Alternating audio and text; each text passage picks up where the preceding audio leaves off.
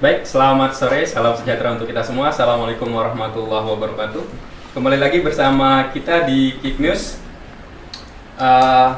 Kali ini kita akan membahas mengenai tentunya isu-isu yang sangat menarik ya untuk kita bahas. Dan tentunya saya tidak sendiri di sini. Kita ditemani oleh dua orang narasumber kita yang orang-orang yang memang berkompeten di bidangnya. Mungkin kita perkenalkan dulu untuk yang pertama ke narasumber kita, ke Kak Adel. Mungkin Kak Adel langsung ya perkenalkan diri ke kamera. Oke, halo semuanya. Terima kasih untuk kesempatannya. Saya Adel dari Komunitas Senyum Puan. Komunitas Senyum Puan. Kalau keseharian Mbak Adel sendiri tuh kayak gimana sih untuk Selain aktif di komunitas, saya sekarang masih kuliah. Masih kuliah? Tapi alhamdulillah sudah skripsi aja ya. Oh iya. Semoga lancar ya. Ya, amin. Mbak Adel ini juga prestasinya banyak banget gitu. Salah duanya Salah dua. yang kita tahu ya. Beliau ini, beliau padahal masih muda ya. Kak Adel ini merupakan Putri Pariwisata Indonesia, Putri Pariwisata Nusantara. Nusantara Intelijensia ya? Iya, betul. 2021. 2021. Dan Putri Indonesia NTB tahun 2020. Intelijensia 2020. Betul. Saya sampai kelambatan ya untuk menyebutkan saking panjangnya gitu. Kemudian kita beralih ke narasumber kita yang kedua, ini tidak kalah mudanya juga sih. Kita di sini sama-sama anak muda lah ya. Ya, kita perkenalkan langsung Bang Taufan. Mungkin langsung ke kamera Bang, silahkan. Halo, terima kasih. Yes. Selamat sore, nama saya Taufan, saya dari Fakultas Hukum Universitas Mataram. Oke, Bang Taufan merupakan seorang dosen Fakultas Hukum di Universitas Mataram. Selain dosen, apa aja nih Bang kesibukannya? Ya, selain dosen, saya juga aktif di beberapa non-government organization atau NGO atau LSM ya, ada di LPA, kemudian di Relawan Sahabat Anak, dan juga saya membentuk lembaga pengembangan wilayah Nusa Tenggara Barat. Wow. Jadi dari tadi kita mendengar kilasnya para narasumber kita memang orang-orang yang banyak prestasi dan memang orang-orang yang concern di bidangnya masing-masing. Kalau Senyum Puan sendiri Mbak Adel biasanya itu concernnya gimana sih untuk isu concern di Senyum Puan? Ya. Jadi komunitas Senyum Puan ini pertama digerakkannya itu sama anak-anak muda. Jadi isi-isinya itu adalah anak-anak muda NTB, baik perempuan maupun laki-laki, yang fokusnya di isu perempuan. Jadi walaupun namanya Senyum Puan, hanya tujuannya untuk perempuan, tapi penggeraknya ada laki-laki juga gitu. Anggotanya juga ada laki-laki. Betul. Jadi kita fokusnya di 3 sih sejauh ini. Pertama kita ada advokasi kasus kekerasan terhadap perempuan, kemudian ada pemberdayaan perempuan, dan ada edukasi masyarakat tentang isu-isu perempuan. Ya. Gitu. Jadi isu kita yang kita bahas kali ini tidak jauh dari perempuan dan hal-hal yang berkaitan dengan perempuan. Ya. Kalau LPA sendiri gimana nih concern isunya Bang Taufan? Kalau LPA ya, saya di LPA saya menjadi bagian untuk advokasi kebijakan. Kebetulan untuk 2 tahun terakhir ini saya menjadi program officer untuk restoratif justice. Jadi bagaimana kasus-kasus yang ditangani di khususnya kami gerak untuk sejauh ini ada Kota Mataram, kemudian Kabupaten Lombok Utara, menghubungkan antara lembaga adat, ada Majelis Kerama Desa di Kabupaten Lombok Utara, MKD kemudian ya? MKD, kemudian di Kota Mataram itu Balai Mediasi. Namun karena di sini juga saya mewakili ya atau atas nama dosen Fakultas Hukum Universitas Mataram, perlu juga saya sampaikan saya di bagian hukum pidana. Nah, di bagian hukum pidana saya mengajar hukum pidana, kemudian hukum pidana di luar KUHP, delik-delik tertentu yang itu di dalamnya juga membahas soal bagaimana kekerasan seksual. Kemudian kalau di hukum pidana itu istilahnya kita tidak mengenal kekerasan seksual, tetapi itu ada langsung ke jenis deliknya, ada pemerkosaan, ada pencabulan dan lain-lain. Oke. Tadi kita sudah mengenal nih lebih dekat dengan para narasumber, dan biasanya kalau kita podcast hostnya dulu nih kenalan. Tapi kita coba untuk konsep yang berbeda ya. Kita lebih mengenal untuk narasumber kita dulu, baru ke hostnya. Sekarang giliran saya ya. Oke. Ya, jadi perkenalkan saya Taki, saya dari Perkumpulan Keluarga Berencana Indonesia (PKBI NTB). Kalau sekarang sebagai community organizer untuk program RCCI, UNICEF dan PKBI NTB. Oke, Mbak Adel sama Bang Taufan. Kita sekarang membahas mengenai isu pencegahan dan penanganan kekerasan seksual di lingkungan kampus. Udah banyak banget tuh berita-berita yang bermunculan entah di medsos ataupun di media-media cetak lainnya tentang hal-hal tersebut. Dan yang masih digaungkan nih sampai saat ini masih hot banget nih. Iya. Tentang Permendikbud Riset nomor 30 tahun 2021 yang menjadi pro dan kontra, debatable gitu ya. Menurut Bang Taufan nih, saya ke Bang Taufan dulu. Apa sih urgensinya Permendikbud ini diterbitkan? Ya. Selaku dari akademisi ya. Baik, terima kasih Mas Taki. Yang pertama perlu disampaikan, Permendikbud ini merupakan salah satu bentuk peraturan perundang-undangan. Nah, dia posisi dari Permendikbud itu secara hierarki peraturan perundang-undangan sebagaimana yang tertulis di Undang-Undang Nomor 12 Tahun 2011 itu dia tidak masuk ke dalam hierarki, tapi dia adalah peraturan perundang-undangan yang lainnya. Itu dulu kita posisikan gitu Permendikbud ini. Nah, kaitannya dengan urgensi berbicara pembentukan hukum, kita bisa melihat ke dalam 3 aspek pembentukan hukum. Pertama, kondisi filosofis di mana di Undang-Undang Dasar Negara Republik Indonesia itu sudah mengamanatkan setiap orang harus dilindungi dari kekerasan. Salah satu adalah kekerasan seksual. Nah, kemudian yang kedua, di aspek pertimbangan secara yuridis. Kalau kita lihat secara hukum, itu mulai dari Undang-Undang Dasar, kemudian kita juga sudah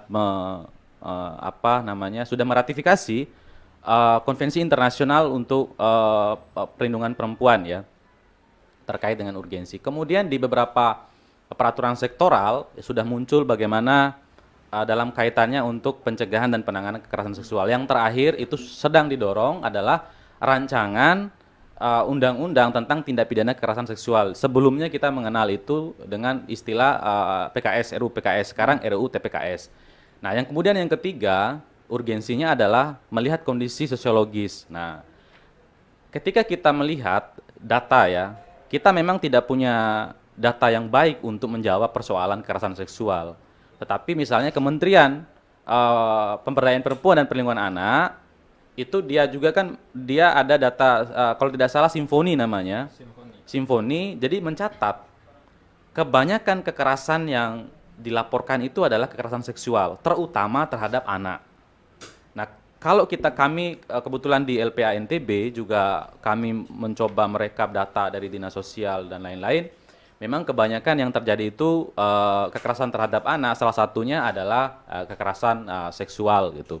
Nah, artinya ada 3 urgensi secara filosofis, kemudian yuridis dan juga kondisi sosiologis atau kondisi empiris persoalan kekerasan seksual terutama di Indonesia gitu.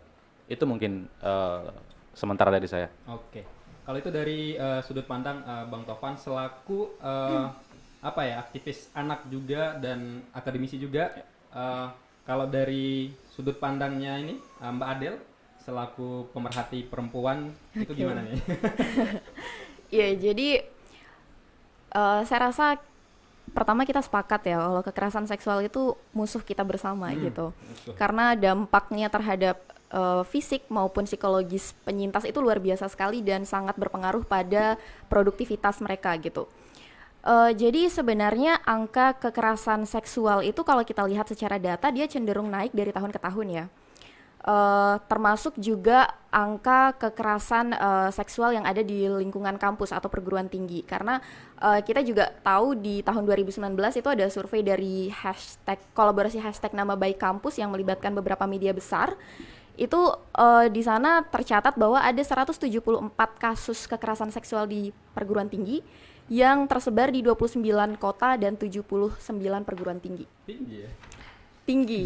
Itu datanya terlihat tinggi ya. Tapi ketika kita bandingkan dengan realitas, kita sering banget mendengar bahwa kekerasan seksual itu seperti fenomena gunung es. Yang ketika kita lihat di atasnya, di puncaknya itu banyak sekali, tapi ketika kita telusuri ke lapangan, itu jauh lebih besar. Ya gitu, karena memang juga sempat ada survei dari Lentera Sintas Indonesia beberapa tahun lalu yang kemudian menghimpun bahwa ada sekitar 93% penyintas yang tidak melaporkan kasus kekerasan seksual yang dialaminya. Gitu. Jadi kita bisa bayangkan angka yang kita lihat besar dan selalu naik, cenderung naik tiap tahun itu bukan apa-apa gitu. Gitu. Jadi dari situasi ini juga kita mempertanyakan kan, ini korban nih sebenarnya kenapa nggak mau melaporkan gitu. Karena kita lihat juga kembali realitas bahwa pertama masyarakat kita masih sering sekali menstigma para korban itu sebagai orang yang berkontribusi dalam kekerasan itu gitu. Kalau dulu mungkin kekerasan seksual nggak se-hype sekarang ya. Itu dulu tuh nggak se-hype sekarang aja masyarakat bisa yang luar biasa perundungan terhadap korban. Apalagi sekarang di saat media sosial, kalau kita lihat ada kasus kekerasan yang trending di Twitter, itu kita bisa lihat masih banyak sekali masyarakat yang merundung korban sebagai orang yang berkontribusi di sana.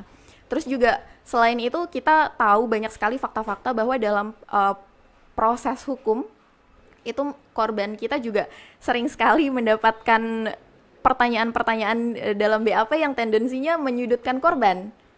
Contohnya ya, korban itu sering ditanyai kalau misalnya melapor kekerasan seksual, ditanyai emang kemarin pakai baju apa? Seakan-akan pakaian itu akan berpengaruh. Kemudian kenapa nggak melawan? Kenapa mau diajak? Kenapa baru melapor sekarang? Kayak gitu-gitu. Seakan-akan korban itu ya itu lagi berkontribusi lagi gitu. Bahkan kita sering lihat kan fenomena-fenomena di mana korban itu kemudian dilaporkan balik. Contoh kecilnya ibu kita Bu Nuril beberapa tahun lalu yang menjadi korban kemudian dilaporkan balik, tidak mendapat perlindungan hukum seperti itu. Dan itu dua hal yang mungkin menjadi alasan. Kemudian kalau kita masuk ke lingkungan perguruan tinggi, maka akan ada lagi beban bagi penyintas itu yang membuat penyintas itu nggak berani melaporkan, bukan nggak berani, tapi sulit mendapatkan keadilan hukum karena masih banyak perguruan tinggi yang berpikir bahwa definisi nama kampus yang baik adalah kampus yang tidak terlihat ada memiliki kasus kekerasan seksual. Gitu. Jadi alih-alih berpikir bahwa perguruan tinggi itu dikatakan baik namanya ketika mereka mampu memberantas, justru mereka mendefinisikan itu sebagai sesuatu yang ketika tidak ada kasus. Sehingga ketika ada kasus itu dianggap akan mencoreng nama baik kampus sehingga banyak sekali diabaikan. Kayak gitu. Dan saya bisa kasih contoh nyata. Jadi di Senyum Puan itu ada hotline ruang aman. Hotline. Betul. Jadi buat teman-teman yang ingin melapor, sekedar ingin curhat, konseling ataupun ingin diakomodir kasusnya. Jadi ada suatu kejadian salah satu mahasiswi dalam organisasi di institusi pendidikan, saya tidak sebut di mana, dia mendapatkan pelecehan dari seniornya. Ini langsung ke hotline-nya. Iya, langsung ke hotline Senyum Puan. Dia mendapatkan pelecehan dari seniornya. Kemudian kita kan nggak langsung ujuk-ujuk melaporkan kan, karena kita juga perlu melihat keadilan yang diinginkan korban itu seperti apa gitu.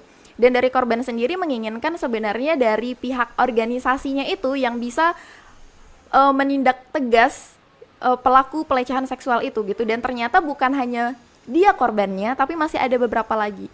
Hanya saja ketika kita melakukan komunikasi dengan organisasi, yang terjadi adalah mereka mengatakan bahwa mereka khawatir jika ini ditindak lebih lanjut itu akan mencoreng nama organisasi. Jadi kita bisa lihat ketakutan-ketakutan orang di lingkungan kampus itu masih besar terhadap nama baik, yang sebenarnya definisinya masih saya rasa keliru. Gitu. Jadi kita bisa lihat bahwa dari proses hukum bagaimana korban perlu dilindungi, kemudian proses pemulihan dan lain sebagainya, dan bagaimana perguruan tinggi mendefinisikan kembali nama baik kampus itu menjadi latar belakang situasi yang menjadi semangat untuk mendorong lahirnya sebuah regulasi yang menurut saya perlu untuk sangat berpihak pada korban. Gitu. Oke, regulasi yang harusnya berpihak pada korban itu idealnya. Betul. Ya. Tapi ini menarik nih Bang Taufan, tadi sudah dipaparkan sama Mbak Adel fenomena gunung es nih untuk di kasus kekerasan seksual. Yang kita lihat, yang nampak memang banyak banget. Tapi kalau kita gali lagi, banyak loh korban yang belum melaporkan. Dan memang itu banyak ketakutan sehingga korban itu seperti dikatakan Mbak Adel, selalu dihardik misalnya dan kemudian disudutkan sehingga mereka tidak punya keberanian untuk speak up apa yang mereka alami. Kalau dari sudut pandang Bang Taufan gimana nih melihat hal tersebut? Ya, saya rasa apa yang disampaikan oleh Mbak Adel itu sepenuhnya benar ya. Kalau kita lihat soal kekerasan seksual secara umum di Nusa Tenggara Barat ya, walaupun memang kita tidak punya riset yang mendalam tentang itu, misalnya bagaimana kondisi korban dan kondisi pelaku gitu. Namun kebanyakan korban, misalnya di beberapa dampingan kami juga di LPA maupun lembaga-lembaga lain, kecenderungan masyarakat kita melihat seolah-olah menyalahkan perempuan, kemudian soal pakaian dan lain-lain, dan minimnya perlindungan aparat penegak hukum gitu. Misalnya soal bagaimana dalam proses peradilan itu dilindungi, misalnya soal pertanyaan-pertanyaan yang sensitif. Nah, hal ini yang kemudian menjadi persoalan. Maka untuk itu ketika berbicara Permendikbud yang sedang kita bahas ini, maka saya melihat Permendikbud ini masih satu sektoral gitu. Nah, artinya Permendikbud ini tidak melihat sampai kedalaman seperti apa sebenarnya permasalahan yang ada di Indonesia gitu. Misal soal relasi kuasa, kemudian soal budaya patriarki. Nah, artinya masalah yang harus dilihat juga itu di lingkup mulai dari desa, kemudian di lingkungan wilayah. Jadi bukan hanya di perguruan tinggi gitu. Karena di beberapa survei juga data itu menunjukkan di perguruan tinggi ini ya tidak cukup tinggi dibandingkan dengan yang ada di masyarakat, kemudian oleh anak gitu. Nah, artinya ketika kita mau membuat peraturan, ini tidak hanya satu sektoral. Permendikbud ini hanya soal bagaimana peran perguruan tinggi, kemudian untuk pencegahannya dan penanganannya gitu.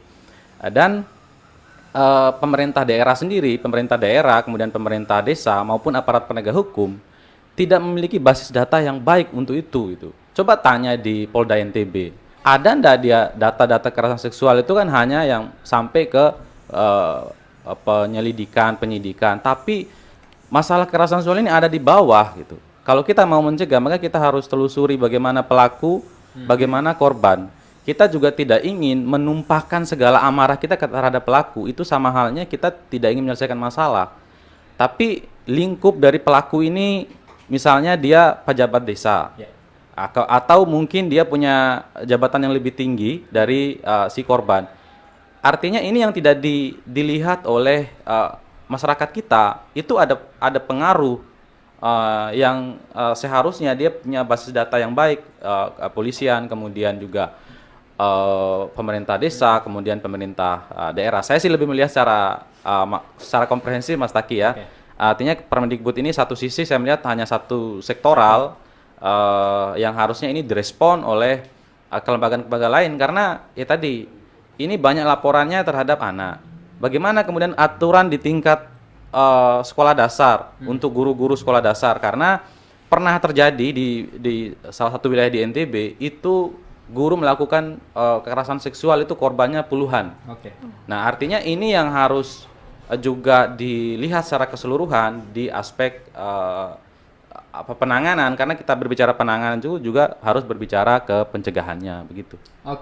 Itu perspektif dari Bang Taufan juga ya. Yang melihat bahwa Permendikbud ini hanya melihat dari satu sektor saja, padahal banyak juga sektor-sektor yang ada di bawahnya.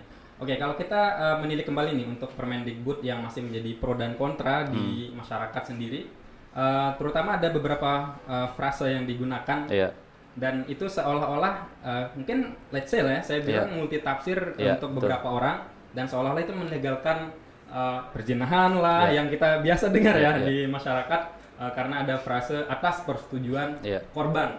Nah, saya ke Bang Taufan dulu nih sebelum ke Mbak Adel. Gimana tuh Bang?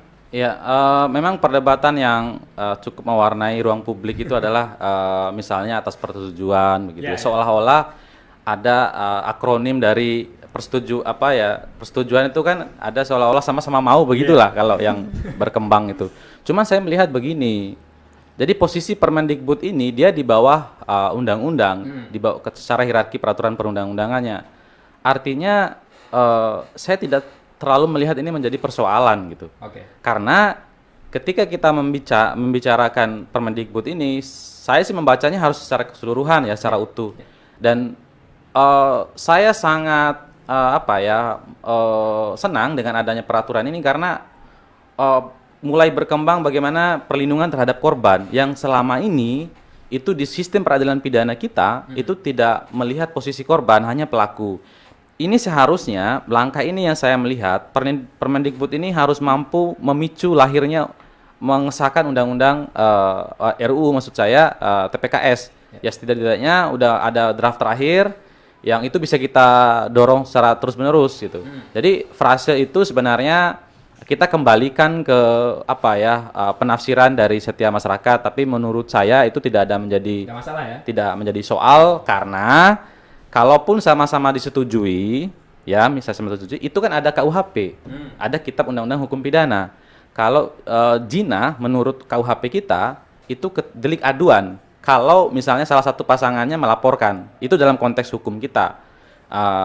Berbeda dengan ketika kita lihat dari sudut pandang agama begitu. Kalau zina itu kan berbeda pemahamannya hukum pidana kita di KUHP dan dengan agama gitu. Karena kalau di KUHP misalnya salah satunya atau dua-duanya sudah memiliki ikatan perkawinan, itu melakukan suatu hubungan persetubuhan, kalau tidak dilaporkan ya bukan zina gitu. Kalau di delik aduannya ya gitu. Jadi saya pikir hukum pidana atau KUHP ini kan menjadi moral statement ya. Tidak semua hal yang tidak semua hal yang salah itu ya harus dimasukkan semua ke KUHP. Menurut saya langkah Permendikbud ini sudah cukup baik gitu. Artinya ini menjadi pembuka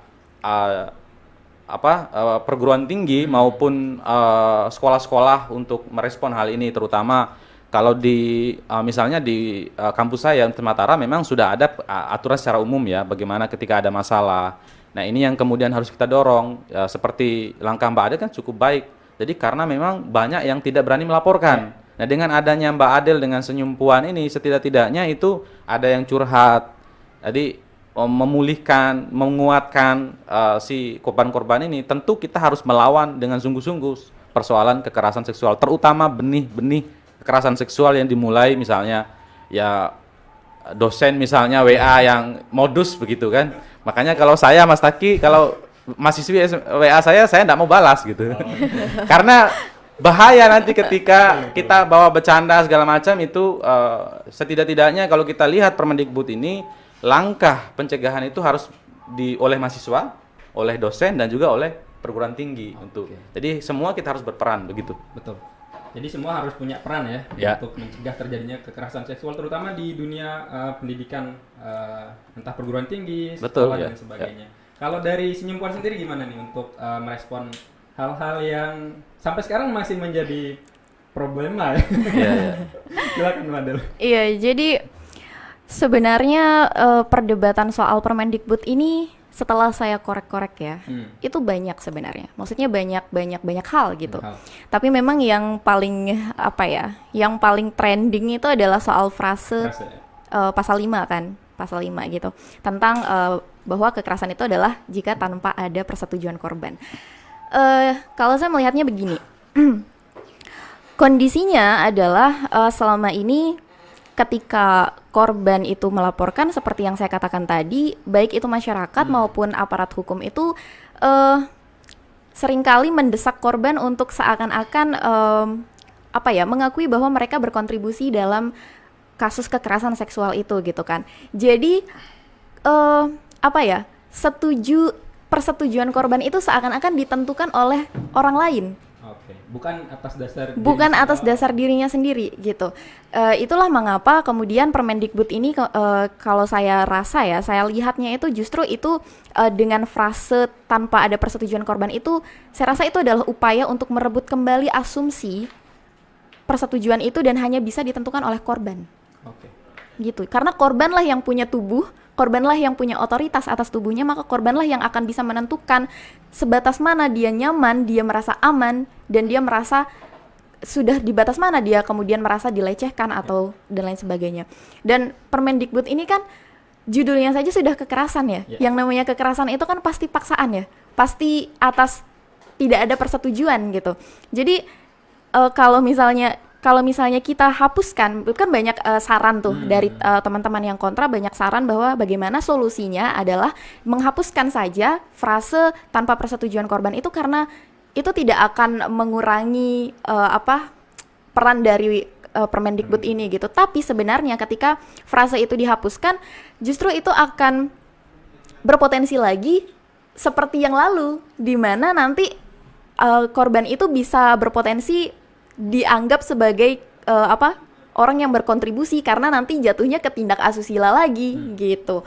Jadi makanya ini kita sebenarnya seharusnya memahami bahwa Permendikbud ini judulnya sudah kekerasan seksual, dan kekerasan seksual ini dipandang sebagai kejahatan manusia, bukan sebagai tindak asusila. Jadi ketika kita berbicara soal kejahatan, maka kita berbicara soal hak orang lain nih. Orang lain itu merasa haknya dilanggar, nggak setuju nggak untuk dilakukan itu, kan seperti itu. Tapi ketika kita menganggap bahwa ini bertentangan dengan norma, dengan asusila dan lain sebagainya, salah alamat saya rasa. Karena seperti yang tadi disampaikan sama Mas Taufan, bahwa kita sudah punya aturan lain yang mengatur itu, dan kita nggak bisa memasukin semua hal dalam satu regulasi. Gitu. Jadi saya rasa kita perlu lebih berempati lagi, saya rasa ya, karena ketika kita menghapuskan itu, justru itu akan berpotensi sekali untuk kemudian mereviktimisasi korban. Jadi walaupun dihapus juga nggak akan menyelesaikan masalah ya? Menurut saya begitu ya. Karena itu realitanya gitu ya. Gitu. Jadi tanpa persetujuan korban ini justru menjadi syarat yang akhirnya membuat Permendikbud ini menjadi sesuatu yang berbeda dan menunjukkan bahwa ada keberpihakan terhadap korban. Oke. Berarti ini menarik nih, dari Senyum Puan melihat dari sudut pandang yang perspektif korban lah ya. Jadi harusnya si korban punya gitu relasi kuasa atas dirinya sendiri. Jadi yang menentukan dia mau atau enggak ya dirinya sendiri, bukan atas dasar pendapat orang lain. Nah, dari tadi kita membahas mengenai kekerasan ini, salah satu penyebabnya yang dikatakan Bang Taufan adalah adanya relasi kuasa. Nah, relasi kuasa yang seperti apa nih Bang? Terutama di kehidupan kampus nih ya. Itu gimana tuh? Sehingga bisa menyebabkan terjadinya potensi kekerasan seksual di lingkungan kampus. Ya, kalau menyambung dari apa yang disampaikan tadi ya, di pasal 5 di ayat 2 itu kan sudah mencantumkan sebenarnya jenis-jenis bagaimana relasi kuasa itu bisa masuk ke dalam setiap komponen yang dilakukan oleh baik itu tenaga pendidik maupun antar mahasiswa ya, karena relasi kuasa ini bukan hanya soal misalnya Mbak Adel, misalnya mahasiswa, saya dosen, bukan soal itu relasi kuasa. Misalnya nih secara ekonomi juga relasi kuasa gitu. Orang yang memiliki penghasilannya 2 juta misalnya dengan yang penghasilannya 500.000, itu ada relasi kuasa gitu. Ada gap ya? Ada gap. Jadi relasi kuasa itu tidak hanya bisa diukur dari satu komponen. Misalnya contoh, kalau Mbak Adel ini misalnya mahasiswa saya dosen. Tetapi kalau dia anaknya gubernur, ada tidak relasi kuasa di situ? Nah, makanya artinya malah Mbak Adel yang menguasai atas diri saya. Walaupun di lingkungan kampus. Walaupun di lingkungan kampus, misalnya, artinya itu yang secara sosial harus kita lihat. Jadi bukan hanya statusnya dosen mahasiswa ini ada relasi kuasa, lebih berkuasa dosen. Tunggu dulu, lihat dulu Mbak Adel ini siapa. Bagaimana kalau Mbak Adel ini anaknya menteri? Artinya relasi kuasa berbalik. Mbak Adel yang menguasai atas diri saya begitu. Jadi hal-hal semacam itu yang harus dilihat begitu. Nah, soal saya rasa kalau membaca pasal itu kan secara utuh ya, keseluruhan ya. Jadi di pasal 5 itu ada ayat 1, ayat 2, ayat 3. Ayat 3 itu yang frasa tidak dengan persetujuan itu apa yang disampaikan. Sebenarnya tanpa ayat itu pun sebenarnya kita bisa melihat misalnya dosen ini modus misalnya atau mahasiswa lain modus. Itu kan sebenarnya atau dengan alkohol tidak berdaya. Sebenarnya ada pasal yang memang sebenarnya bisa kita tarik gitu. Kita ini menjadi bagiannya ini ketika mahasiswa itu dalam misalnya bimbingan dosen misalnya hal-hal yang macam-macam itu juga ada di ini kan ada 21 jenis kekerasan seksual yang ada di Permendikbud ini. Kalau kita lihat di RUU TPKS itu udah dihapus ya. Kalau tidak salah sekitar 4, kalau tidak salah yang sekarang, yang sebelumnya kan banyak jenis kekerasan seksualnya ya. Nah, ini di samping Permendikbud ada juga di lingkungan Kementerian Agama itu 21 juga itu untuk jenis kekerasan seksualnya. Jadi memang soal judul Permendikbud ini kan dia pencegahan dan penanganan kekerasan seksual ya di lingkungan perguruan tinggi. Nah, artinya yang ingin ditonjolkannya ini di sini sebenarnya bagaimana pencegahannya, kemudian bagaimana penanganannya, termasuk soal bagaimana menekan relasi kuasa itu. Makanya kita menggunakan bagaimana memfungsikan hukum. Permendikbud ini adalah hukum. Ini sesuai apa yang disampaikan oleh Reskiopun, bahwa hukum itu harus menjadi alat rekayasa sosial atau law is a tool as social engineering. Nah, ini mampu menciptakan suasana yang kita setara gitu. Dosen dan mahasiswa itu setara dalam kita membangun dunia akademik gitu. Jadi relasi kuasa ini jangan sampai memunculkan mahasiswa takut untuk belajar. Nah, itulah saya ketika melihat peraturan ini bagaimana kemudian nanti keinginan perguruan tinggi. Kalau di Unram bukan karena kampus saya sendiri ya, itu sudah ada peraturannya. Misalnya di Fakultas Hukum juga kita seperti yang disampaikan Mbak Adel, rata-rata kampus ini kan malu kalau ada kasus kekerasan seksual. Sebenarnya harus bangga ketika mampu menangani istilahnya penjahat-penjahat itulah gitu. Misalnya ada kalau yang disasar oleh Permendikbud ini kan mahasiswa, tenaga pendidik, kemudian tenaga pendidikan, pendidik, kemudian masyarakat juga yang berhubungan dalam tridharma perguruan tinggi gitu. Jadi misalnya nih orang yang di dekat kos-kosannya mahasiswi itu juga bisa kita sasar melalui Permendikbud ini.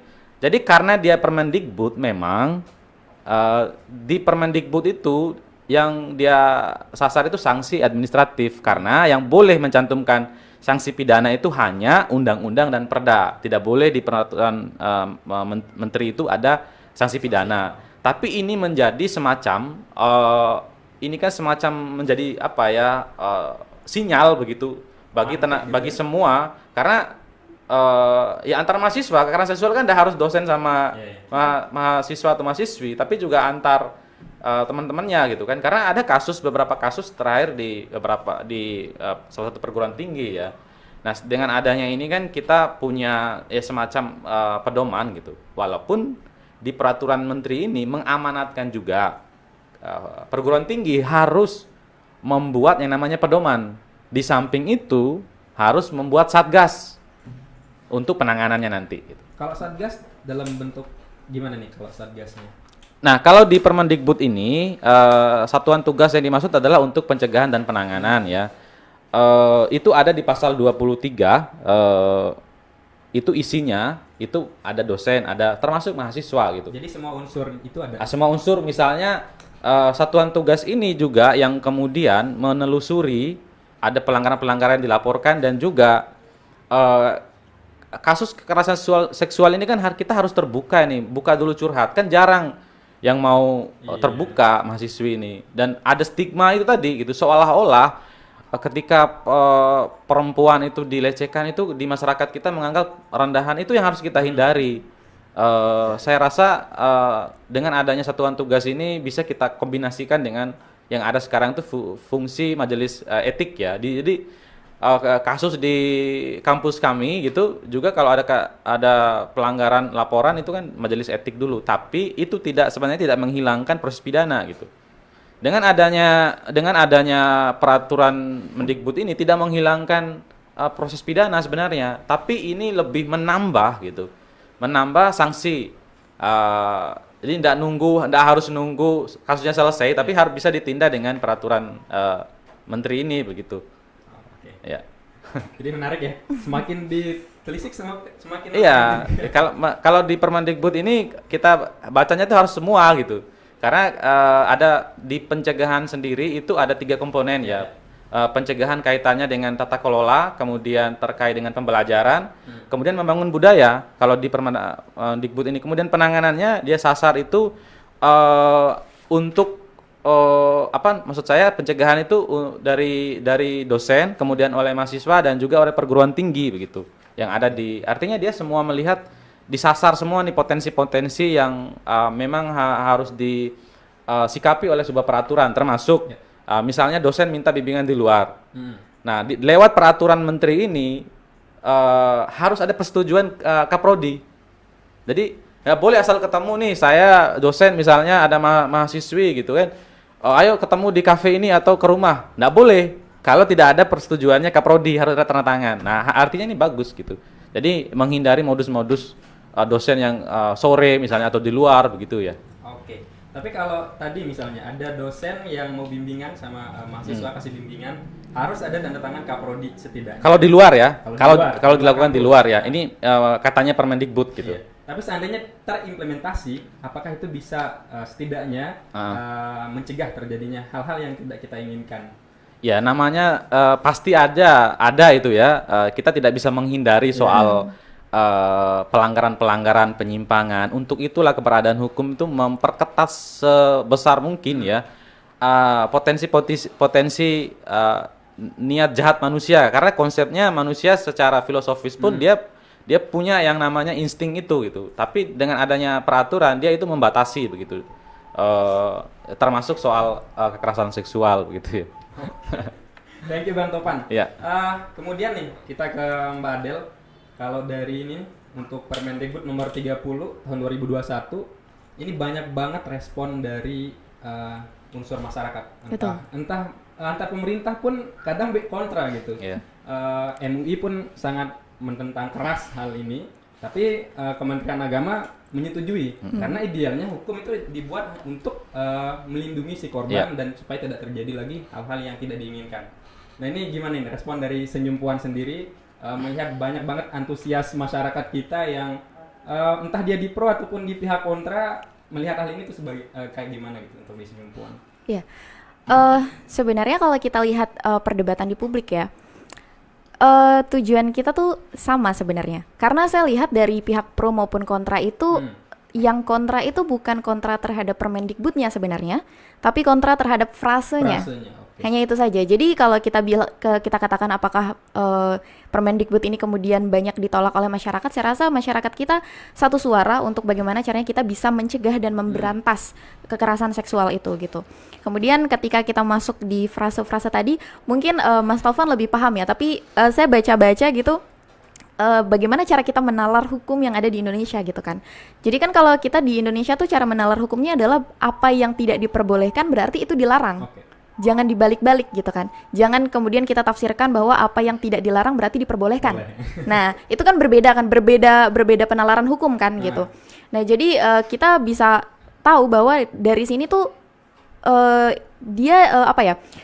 kekerasan seksual jika tidak ada persetujuan korban itu kan dilarang jika tidak ada persetujuan korban. Artinya ya hanya kita fokus ke situ gitu. Jangan kemudian kita lompat logika mengasumsikan bahwa berarti yang tidak tercantum di sana yang tidak dilarang kemudian diperbolehkan. Itu saya rasa sesat sekali logikanya gitu. Jadi kemudian dari sana yaitu tadi dia akan berpotensi kemudian mereviktimisasi korban lagi gitu. Karena ketika dia nggak ada, bergeraknya adalah untuk melindungi hak-hak perempuan, tapi kami sadari betul bahwa Permendikbud ini tidak semata-mata dibuat untuk korban perempuan saja. Tapi Permendikbud ini tidak memandang jenis kelamin, tidak memandang gender siapapun itu. Justru kita bisa lihat bahwa orang-orang yang melapor itu kebanyakan perempuan, bukan laki-laki, dan alasannya bukan karena laki-laki itu tidak pernah jadi korban. Iya, tapi alasannya justru ada budaya baru lagi, budaya yang sudah langgang lagi nih dari lama di mana Iya, karena yang disasar ini kan bukan hanya perempuan ya kalau di peraturan menteri ini. Nah, yang menarik sebenarnya di Permendikbud ini soal jadi jenis kekerasannya itu kan bukan hanya yang fisik ya, tapi verbal, non fisik dan fisik yang ada. Nah, termasuk ini contoh Mas. Gimana? Jadi misalnya saya main mata atau saya keluarin lidah. itu masuk, ini udah disebutkan di peraturan ini. Artinya itu kan sering kali main mata gitu kan. Itu juga menjadi yang disasar di makanya kalau saya tuh nggak berani ngelihat gitu. Nanti kena nanti gitu. Jadi termasuk kan ada juga yang keluarin, jadi memang yang mengasosiasikan itu mohon maaf nafsu gitu. Jadi itu juga masuk ke dalam disasar oleh peraturan ini gitu. Dan menyambung tadi yang soal persetujuan itu sebenarnya di ayat 3 itu katup pengaman gitu. Karena di katup pengaman misalnya ini ada alasan, ini kan sama-sama mau gitu. Ada persetujuan gitu. Nanti larinya khawatirnya larinya dia ke KUHP gitu. Karena KUHP itu kan dia ada apa ya, kalau sama-sama mau misalnya harus ada delik aduan gitu. Nah, termasuk dia kalau dia anak, namanya anak itu walaupun sama-sama mau, itu tetap menjadi sebuah kejahatan gitu. Betul. Keliru ketika misalnya anak yang di bawah umur ini kan sama-sama mau. Logikanya adalah anak ini kan dia harus dilihat berbeda gitu, secara fisik maupun psikis dia ini memiliki kerentanan gitu. Maka untuk itu di pasal ini di ayat 3 huruf 1 itu mengatakan kalau dia anak hilang itu yang persetujuan itu gitu. Artinya saya sih lebih melihat katup pengaman gitu. Kalau pasal ini jangan sampai hal-hal orang yang mencari celah dari sebuah aturan itu dia menutup celah-celah yang memungkinkan gitu. Saya sih lebih melihat begitu ya. Jadi intinya membaca sebuah peraturan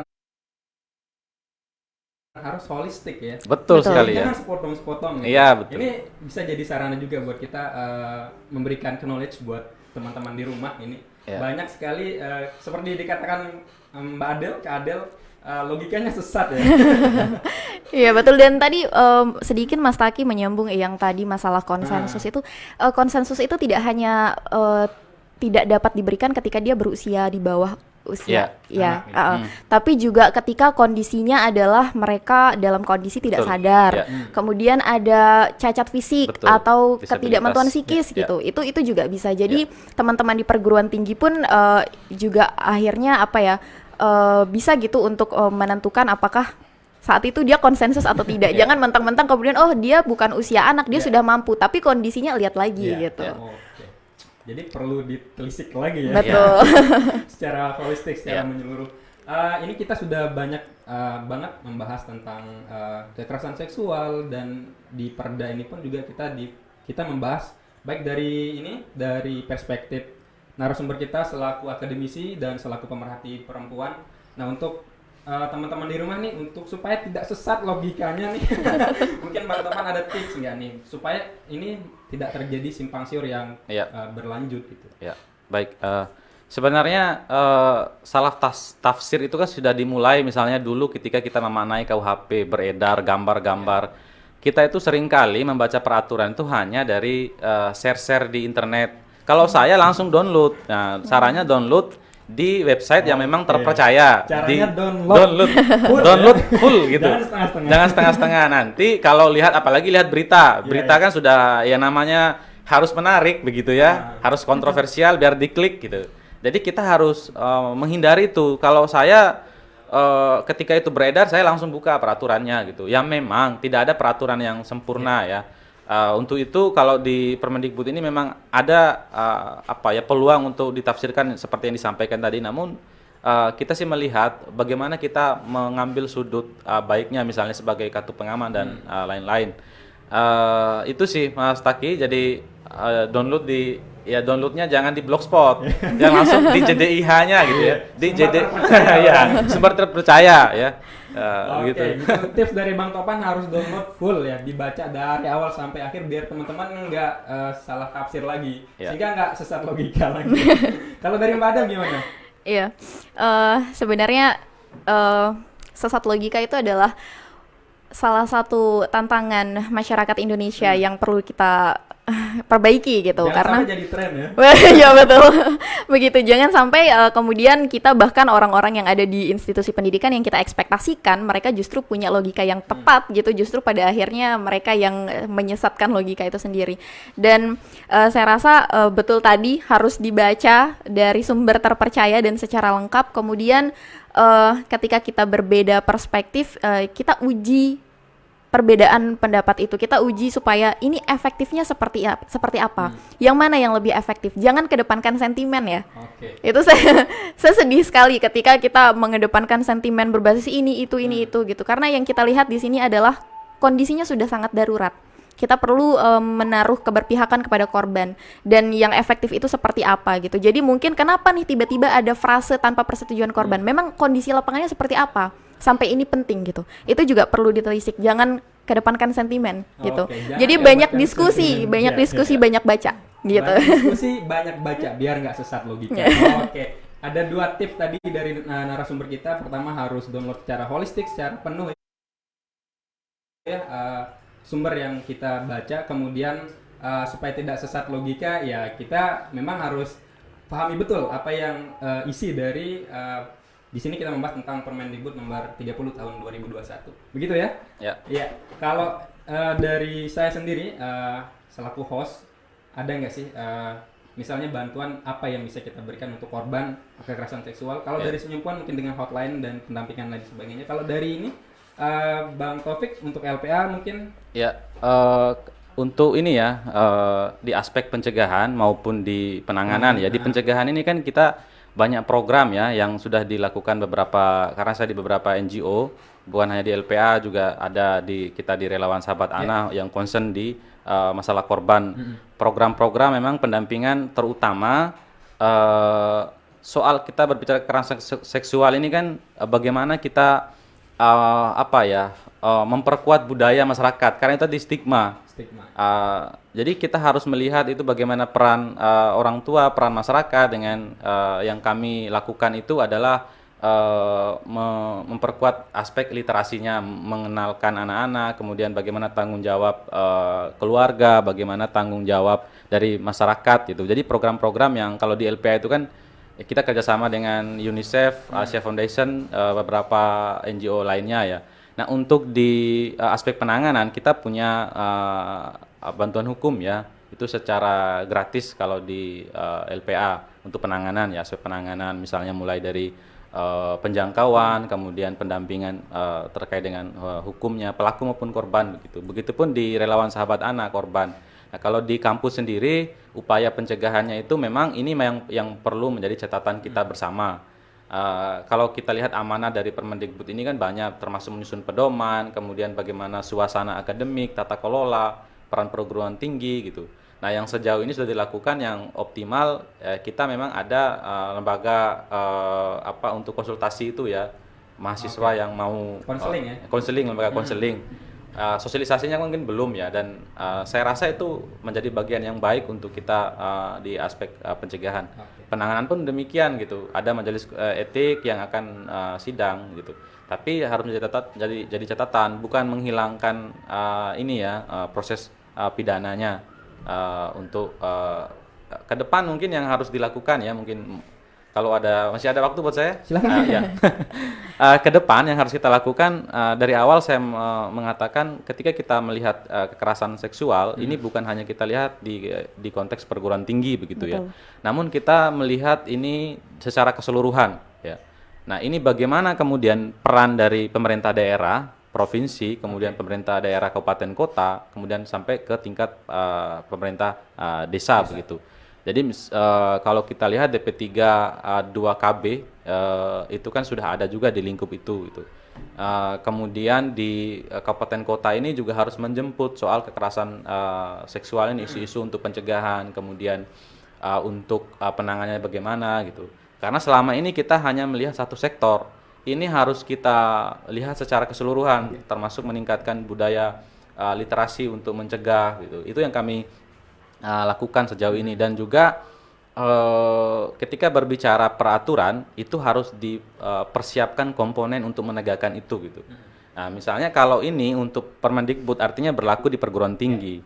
Bagaimana komponen perguruan tinggi mempersiapkan sumber dayanya, mulai dari pesannya kan untuk perguruan tinggi, untuk tenaga pendidik dan mahasiswa. Nah, ini yang harus dipersiapkan. Begitu juga di lingkup bukan hanya di perguruan tinggi, untuk menegakkan aturan. Biar tidak salah baca, salah tafsir itu tadi kan sumber daya manusianya harus baik. Nah, di kepolisian terutama yang kurang mendalami misalnya kasus yang terakhir yang kami advokasi gitu. Ya hanya bagaimana mau mencegah kekerasan seksual, pengertian disabilitas atau kondisi anak saja tidak diperhatikan. Nah, inilah yang saya maksud, komponen penegak hukum, komponen pemerintah daerah harus siap untuk menghadapi aturan yang saya pikir ini cukup baik. Begitu Mas Taki. Terima kasih. Oke, thank you Bang Tovan. Untuk masyarakat untuk mengakses layanan dari LPA sendiri gimana caranya nih? Nah, Mungkin kalau ada nomor aduan atau gimana? Nah, nomor aduan ada, biasanya kan sekarang kita fungsikan itu lewat WA bisa, lewat nomor bisa, kalau untuk penanganannya gitu ya, hotline-nya ada gitu. Ada website ya, nanti teman-teman bisa lihat di sana kali ya.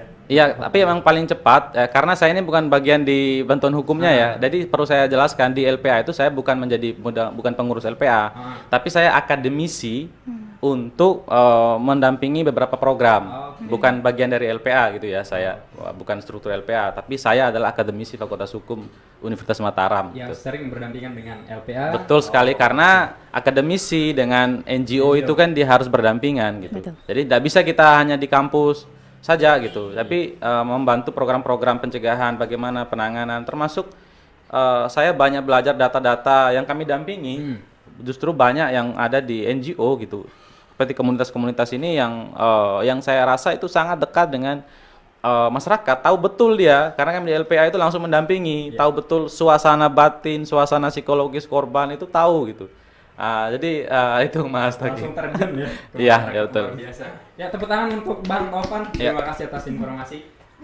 Kemudian dari Mbak Adel sendiri gimana nih untuk mengakses layanan dari Senyumpuan untuk hotline-nya? Pengaduan mungkin silakan. Ya, untuk Senyumpuan teman-teman bisa langsung ke Instagram di @senyumpuan. Nanti di sana juga ada nomor WhatsApp hotline Ruang Aman gitu. Jadi kami harapkan sih hotline ini adalah untuk membantu pemerintah sebenarnya. Jadi kalau misalnya banyak orang yang kebingungan nih, saya harus lapor kemana nih? Setidaknya dengan ada teman sebaya, mereka tahu harus mau kemana gitu. Jadi peer educator untuk konseling sebayanya. Kemudian di PKB juga nggak mau kalah dong. Dan satu lagi, mohon izin saya baru ingat di Fakultas Hukum itu kan ada BKBH. Jadi silakan masyarakat yang mau BKBH ya, Badan Konsultasi dan Bantuan Hukum. Kalau di Fakultas Hukum, karena kami sangat objektif. Bahkan ketika rekan kami melakukan dalam artian dugaan itu akan kami proses. Jadi tidak ada melindungi kami di Fakultas Hukum. Jadi kami terbuka, itu sudah diketahui media gitu kan. Nah, justru itu kalau ada fakultas atau kampus yang mau menangani ini kan sebenarnya itu sebuah prestasi, bukan hal yang memalukan bagi kami. Bukan aib, tapi inilah komitmen gitu. Walaupun masih ada di sana sinilah yang harus kita perbaiki begitu. Jadi definisikan ulang kalimat nama baik kampus. Nama baik kampus bukan berarti tidak ada kasus. Betul. Ya, betul. Tapi bagaimana kampus berhasil, berhasil untuk mengatasi kasus. Oke, saya kira kita sudah terlalu lama berbincang. Untuk teman-teman, kita juga dari PKBI menyediakan layanan konseling di klinik PKBI di Jalan Majapahit nomor 11A di depan Rumah Sakit Permata Hati Ibu dan Anak. Oke, terima kasih atas kebersamaan. Terima kasih atas informasi dari narasumber kita Bang Tovan sama Kak Adel, dan saya selaku host Taki, saya pamit, kita undur diri. Sekian, assalamualaikum warahmatullahi wabarakatuh. Waalaikumsalam.